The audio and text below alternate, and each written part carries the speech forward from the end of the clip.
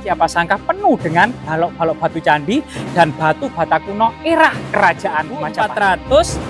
450.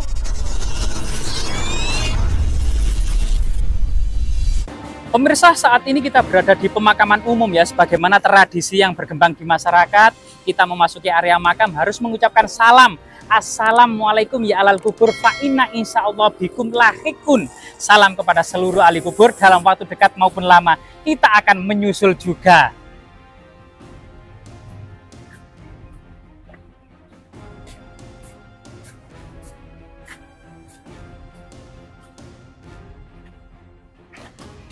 Siapa sangka di punden yang sangat keramat ini yang identik dengan ruang desa asal-usul pembabat alas, dari kemudian sejarah masa lalu berdirinya dari sebuah desa yang masyarakat mengenalnya sebagai makam atau punden Mbah Suro Adilogo.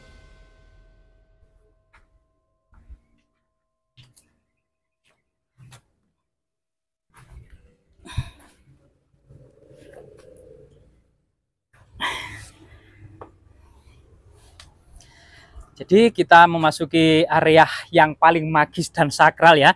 Ternyata siapa sangka penuh dengan balok-balok batu candi dan batu bata kuno era kerajaan Majapahit.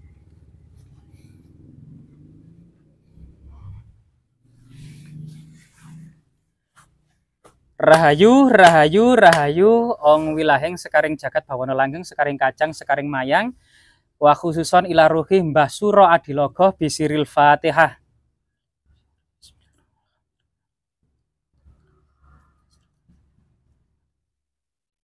Ya, di lokasi ini kita akan mendapati banyak sekali kemudian balok-balok batu candi, pinggiran-pinggiran candi, antefik-antefik batu bata kuno yang sangat banyak, diduga dahulunya kemungkinan juga merupakan semacam situs magis sakral era kerajaan Majapahit. Sebagaimana yang kita kemudian temukan di lokasi ini. Jadi rahayu, rahayu, rahayu, Mbak permisi putunipun sowan. Dan area ini penuh dengan memang balok-balok batu candi, pinggiran-pinggiran candi, dan batu bata kuno era kerajaan Majapahit ya, baik itu berupa fragmen maupun yang utuh juga masih banyak. Namun yang sangat istimewa siapa sangka di sana itu ada semacam prasasti angka tahun. Nah,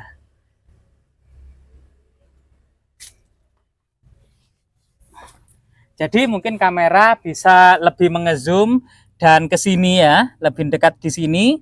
Ternyata di sini ada sebuah angka tahun yang terbaca 1379 Saka. 1379 Saka. Yang kalau dijadikan Masehi ditambah 78 menjadi kemudian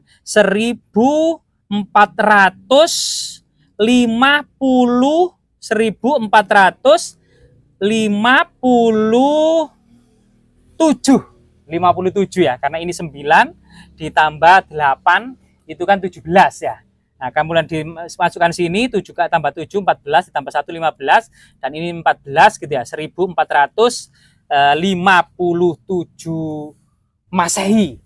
Jadi ini sesuatu yang menandakan bahwasanya di sini ternyata memang dahulunya kemungkinan ada semacam bangunan suci era kerajaan Majapahit yang dibangun tahun 1379 Saka atau pada tahun 1457 Masehi. Nah, banyak sekali batu-batu dan ini kemungkinan juga bagian dari semacam batur dan pelinggih ya pada masa lalu. Kemungkinan dahulu memang ada semacam umpak batu yang berjumlah 4 sebagai penopang tiang-tiang kayu yang kemudian atapnya terbuat dari ijuk eno ya, dan itu memiliki kemiripan dengan bangunan-bangunan kuno yang sampai saat ini dilestarikan di Pulau Bali seperti pura-pura di Pulau Bali, yaitu merupakan bagian dari corak bangunan-bangunan era kerajaan Majapahit. Yang kita akan dapati di relief Candi Jawi Prigen Pasuruan itu banyak sekali bangunan-bangunan era kerajaan Majapahit yang sangat identik dengan bangunan-bangunan suci yang ada di Pulau Bali.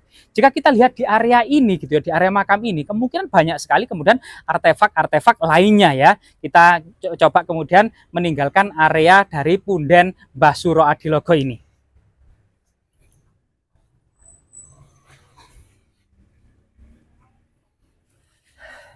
Jadi memang pasang surut sejarah dan lika-liku peradaban ya, yang pada masa-masa lalu gitu memang di area ini ditemukan 4 buah patok yang berlencana Girindrawardhana Dhyarana Wijaya.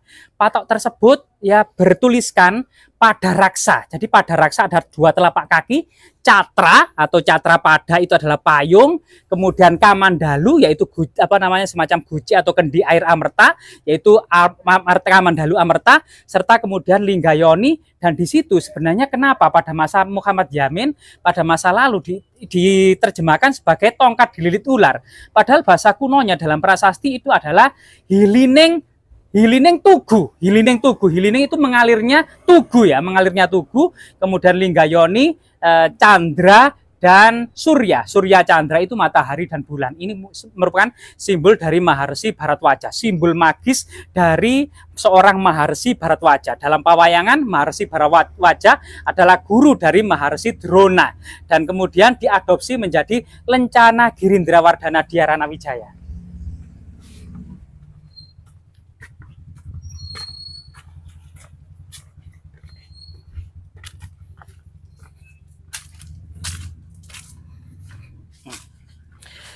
Selain itu ya di lokasi ini banyak sekali kemudian fragmen-fragmen tembikar.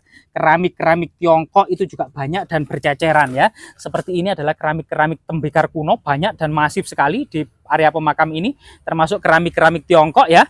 Dan salah satunya adalah semacam lumpang batu ya. Lumpang batu ini juga terlihat ya sangat arkais atau sangat kuno. Bisa saja kemudian lumpang batu ini memiliki fungsi profan, yaitu untuk melembutkan atau menumbuk ya dengan bantuan alu, lumpang alu. Ini kemudian untuk menumbuk biji-bijian, rempah-rempah, dedaunan atau umbi-umbian, atau juga sebenarnya lumpang batu ini bagian dari prosesi magis sakral dalam penetapan semacam bangunan suci, di mana kemudian dalam berita-berita prasasti seorang pendeta Makudur itu kemudian memecahkan telur dan menyembelih ayam di atas batu kalumpang, seraya kemudian membacakan mantra-mantra, doa-doa, serta kemudian kutukan-kutukan yang menyeramkan bagi siapa saja yang melanggar atau merusak ketetapan raja ini ya, atau merubahnya, atau melakukan tindakan-tindakan yang seperti dalam prasasti adalah mayang tanpa wah, artinya buah mayang yang tidak berbuah, atau jika berjanji ikar, termasuk waluh rumambat ing natar, atau pohon walo itu merambat di natar, yang artinya adalah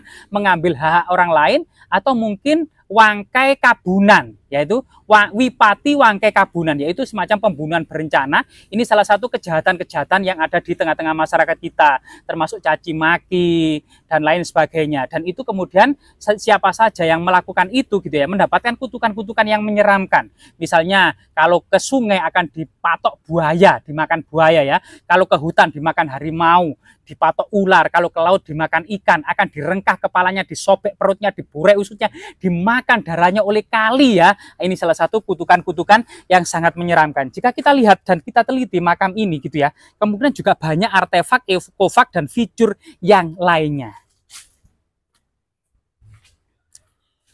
Jadi sebagaimana kemudian bangunan suci, istana, asrama, para pendeta, para pertapa di masa kuno juga penuh dengan pohon sembujo, tanaman andong, tanaman puring. Jadi ini puring-puring ya, mengingatkan kita pada berita-berita kitab Siwah Ratrikalpa, kitab Lubdaga, kitab Tantu Pagelaran, kitab-kitab negara Kertagama. Lah di sana ada tugu batu raksasa.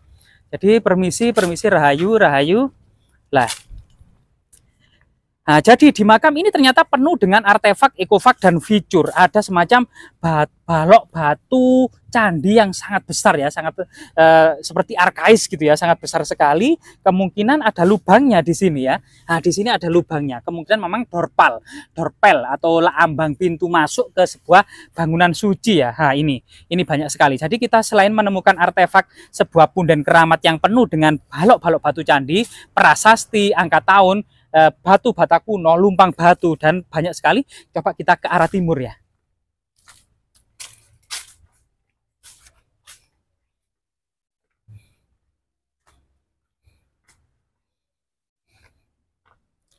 Lah, selain itu ternyata kita dapati semacam umpak batu ya. Jadi umpak batu dalam ukuran relatif kecil yang diduga ini adalah penopang dari tiang-tiang penyangga atau tiang-tiang kayu dari sebuah bangunan suci yang di tengahnya kemungkinan ada prasasti, kemudian ada arca pemujaan dan lain sebagainya pada masa peradaban kuno Majapahit. Sebagaimana angka tahun yang kita baca tadi yaitu berangka tahun 1379 Saka atau tahun 1457 Masehi. Masa kalau nggak salah itu masa Girisawardhana ya, masa Raja Girisawardhana. Lah, umpak batu yang lainnya ternyata ada lagi. Karena umpak batu itu memang biasanya lebih dari satu, biasanya ada 4 untuk sebagai tiang-tiang kayu. Ada lagi ya, artinya memang di makam ini banyak sekali artefak, ekofak, dan feature yang sangat penting. Coba kita ke arah sana ya. Nah, kita cari-cari lagi berbagai artefak-artefak yang sangat penting di lokasi ini.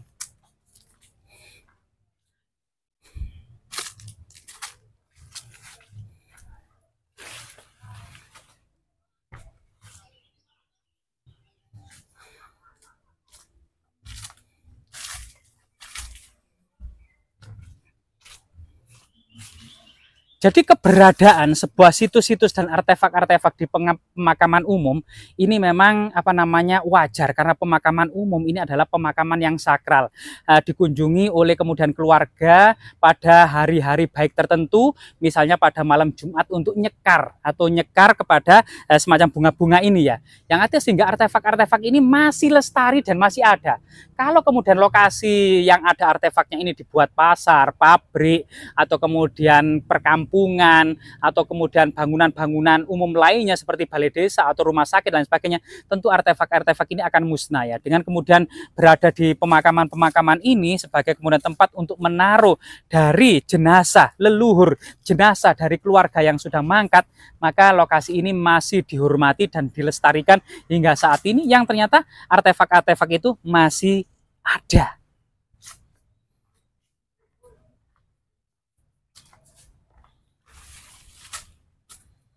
Lah, jadi tercacar-cacar ya. Di sini ada semacam batu raksasa, entah apa fungsinya pada masa lalu.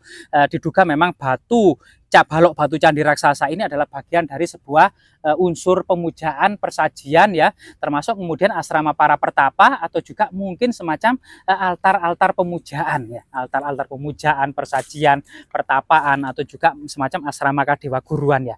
Coba kita lihat ke lokasi yang lainnya.